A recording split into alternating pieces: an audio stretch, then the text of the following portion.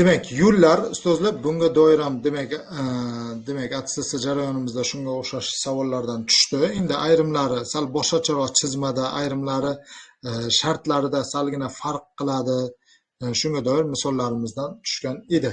Xo'p, ko'rib o'tamiz. Rasmda demak A, B, C, D, I, F, G, H, I va J shaharlarini bog'laydigan yo'llar chizmasi ko'rsatilgan. Demak, chizma mana shu ko'rinishda.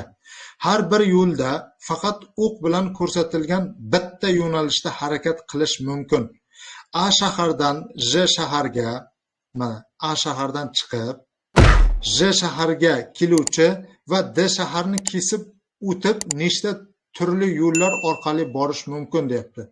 Demak, mana bu sharti shundaki, mana bu D dan kesib o'tilishi shart. Ya'ni mana A dan chiqyapmiz, mana D ga kelyapmiz. A dan chiqyapmiz, D ga kelyapmiz. A dan chiqyapmiz, mana D ga kelyapmiz. Va D dan chiqyapmizda mana bu J shahariga kelishimiz kerak. O'rtada bizda qaysi yo'l olinmayapti?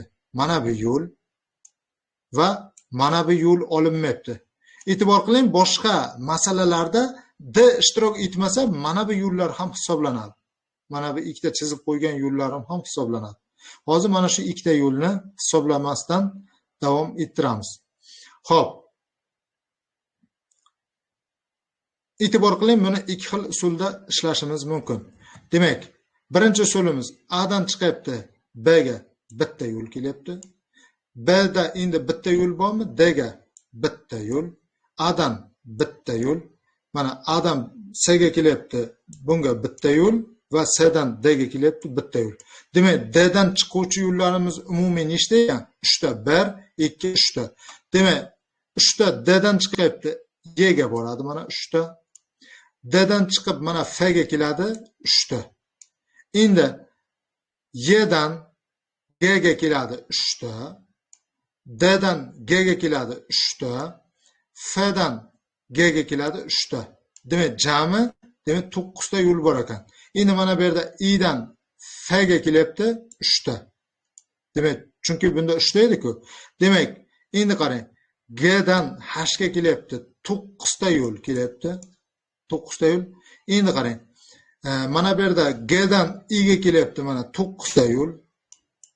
Endi J ni hisoblaydigan bo'lsak, J dan mana H dan kelyapti 9 ta yo'l. G dan kelyapti 9 ta, kechirasiz. Yuqorida 9 ta debman. Mana bunda 3 ta, bunda 9 ta. Demak, jami 12 ta yo'l kelyapti. Mana G dan 9 ta yo'l kelyapti. I dan 9 ta yo'l kelyapti. Jami hisoblaydigan bo'lsak, bizda nechta? 30 tami? 30 ta yo'l borligini ko'rishimiz mumkin. Bu birinchi usul edi. Bu shunchaki chizib topishimiz mumkin. Mana bu birlarni, uchlarni, mana bu qo'shiluvchilarni strelkalardagi uchida keladigan nechta yo'llarni hisoblab, keyingi strelkaga uzatish orqali shu usuldan foydalanib ishlasangiz ham bo'ladi. Ikkinchi usulimiz bor. Ikkinchi usul qanday usul?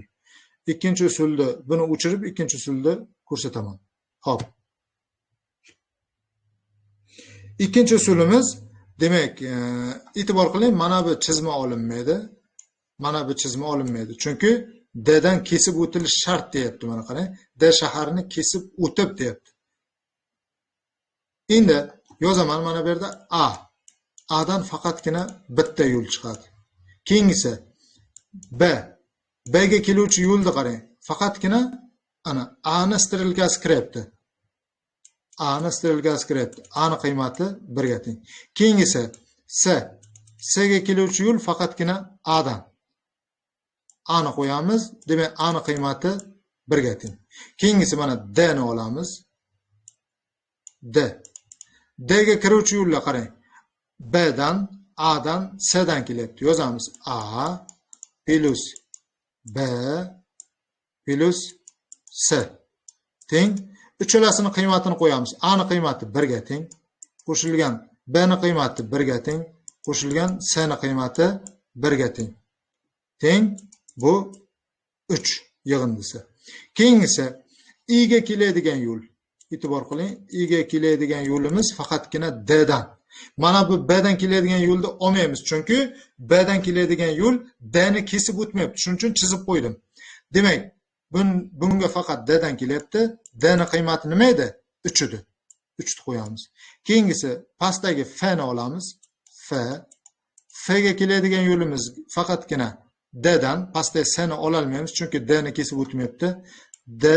D ni qiymati 3 ga teng. Keyingisi mana bu g ni hisoblaymiz. G ga keladigan yo'llarimiz, e'tibor qiling, i dan qo'shilgan, demak d dan qo'shilgan, keyingisi f dan teng. I ni qiymati 3 ga teng qo'shilgan, d ni qiymati 3 ga teng qo'shilgan, f ni qiymati 3 ga teng. Jami 9 ta ekan. Keyingisi mana bu h ni olamiz. H teng. Demak, h ga keladigan yo'llar, e'tibor qiling, mana g dan va i dan. Nima uchun yuqorisidagini olyapmiz? Chunki bu d ni kesib o'tyapti-da, 3 ta yo'l. Tushunarli-a? Demak, 3 ta yo'l kelyapti i ga va 3 ta yo'l h ga ham boryapti. D ni kesib o'tyapti. Shuning uchun demak i dan qo'shilgan, keyin g dan. Demak, i ni qiymati bizada 3 ga teng qo'shilgan, g ni qiymati 9 ga teng. Jami 12 ga teng ekan. Endi mana bu pastdagi ni hisoblaymiz. I teng, demak bizaga i ga keladigan yo'l faqatgina g dan. G teng, g ni qiymati 9 ga teng. 9. Va oxirgi j ni qiymatini hisoblaymiz. J ga keladigan yo'llarimiz, demak qarang, h dan kelyapti, h qo'shilgan, g dan kelyapti, qo'shilgan, i dan kelyapti. Teng. H ni qiymati nimaga teng? H ni qiymati 12 ga qo'shilgan. Xo'p, g ni qiymati 9 ga teng qo'shilgan. Demak, i ni qiymati 9 ga teng. Jami, demak, qo'shsa 30 ta yo'l bor ekan. Demak, mana oxirgi mana j ga keluvchi yo'llarni ana shunday qilib topib qo'yish mumkin. Ikkita usulda ko'rsatildi ustozlar.